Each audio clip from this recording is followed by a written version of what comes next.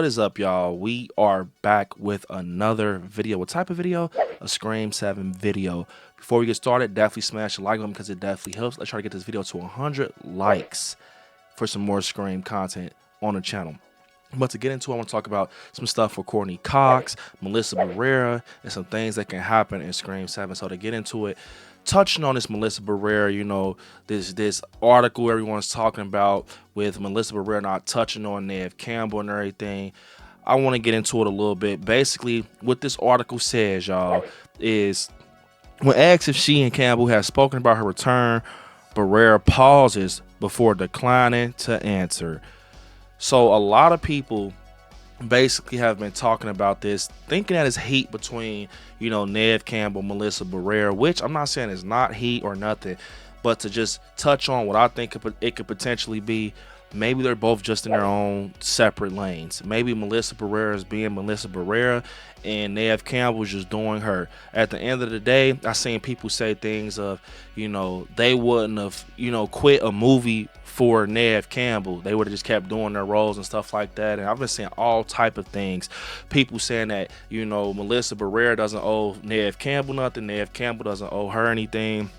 And to be honest, that part is true. We don't know what goes on behind the scenes. At the end of the day, it might just be business. I'm just saying it might be, but her just not, choosing to speak on it and pausing before declining to talk about it.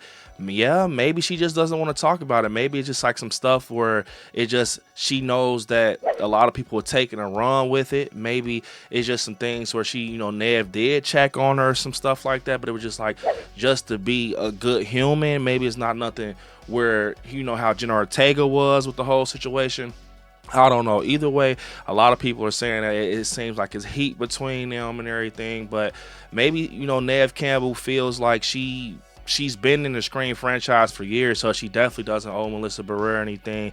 Maybe she feels like it's messing up money and stuff for her or opportunity. I don't know. That's just me touching on what it could potentially be, to be honest. But also, she followed up touching on, the core four, Mason Good and Jasmine Savoy Brown and things with Jenna Ortega, how she loves her so much and stuff like that. So that definitely kind of makes it seem like, yeah, I love them, but, pulling away from, Neve. I don't have anything to say about that. Maybe just because Neve took the offer to come out to Scream 7. If Neve would have rejected that out loud, that would have been a bad look for Spyglass. But to get into it, we also are hearing things in the community. We've seen it on Bloody Disgusting. It's all out there in the horror community that Courtney Cox is in the, the talks of coming back for Scream 7, which we all know that just because off the fact, if they got Neve Campbell to come back as Sidney Prescott, if they got her to come back, they're definitely going to try to get Courtney the Cox to come back just because them two as a duo lately has been going good. It's been going good, in Scream 5. And so I think, especially just off the fact of performance that Courtney Cox had in Scream 6, she was holding it on her own for real. A lot of people were afraid of that.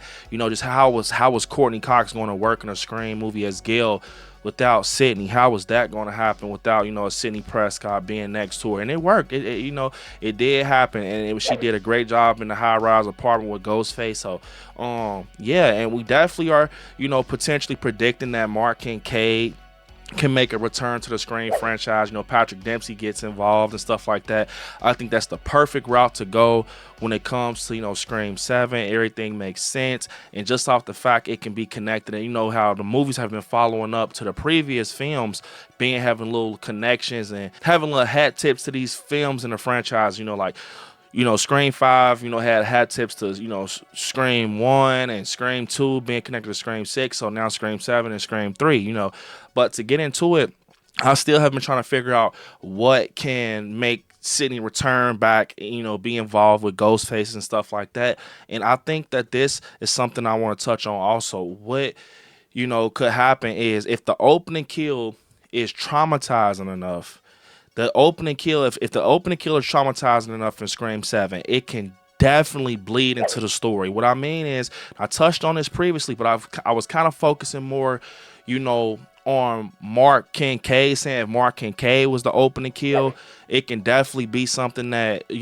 brings her to be involved with Ghostface again, just because that's her husband, that's, you know, her family right there. So if Mark Kincaid is the opening kill or whatever, or if he even pulls a Jenna Ortega, that's another thing. You know, I didn't even think that Scream, you know, the franchise will pull something like that where, you know, it's technically an opening kill, but they survive. You remember how Tara was in Scream 5?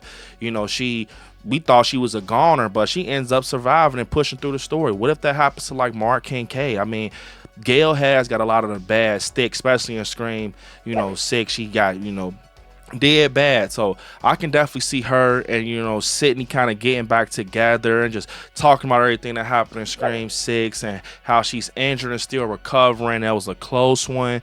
I'm not saying that Gale's safe, because I don't think in Scream 7 a lot of people will be safe. I've heard crazy theories where people say, what if Sidney Prescott is a goner? You know, what if Sidney actually gets took out?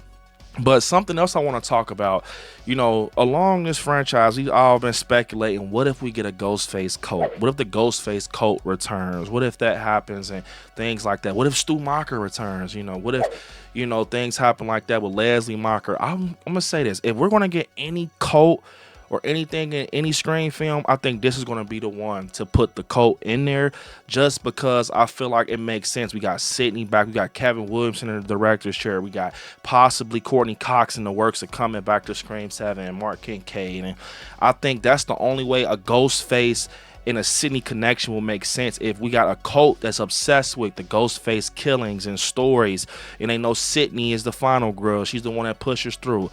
Now that is more realistic to see, you know, a Ghostface follow her and, you know, be obsessed with Sidney and, you know, start doing things to make things kind of come together. And now it's a story between a Ghostface cult and, you know, Sidney and her kids and people that's close to her.